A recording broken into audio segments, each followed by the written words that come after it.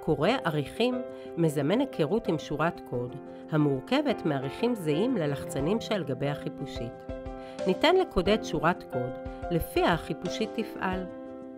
בכל יחידה של קורא קיימים 25 עריכים דו-צדדיים.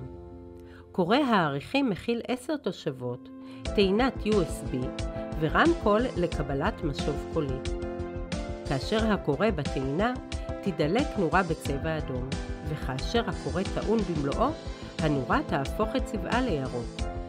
ניתן לחבר עד 3 עריכי קידוד ברצף, וכך להגדיל את שורת הקוד. כשהקורא טעון במלואו, נפעיל אותו על ידי הזזת מתג ההפעלה ומתג הצליל. כדי לחבר את החיפושית לקורא, נוודא שמתג הבלוטוס בחיפושית פועל. נלחץ על הלחצן בצבע תכלת בקורא העריכים. הנורה תהבהב עד שייווצר החיבור.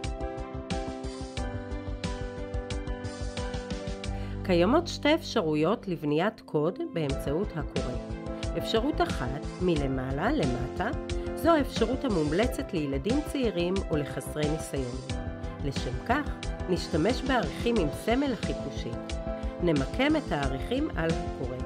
נלחץ על הלחצן הירוק והחיפושית תנוע בהתאם.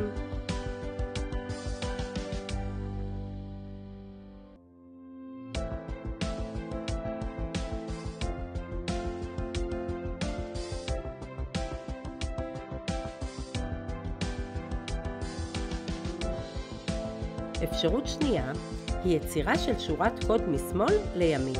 לשם כך, נשתמש בעריכים המסומנים בסמל החברה TTS.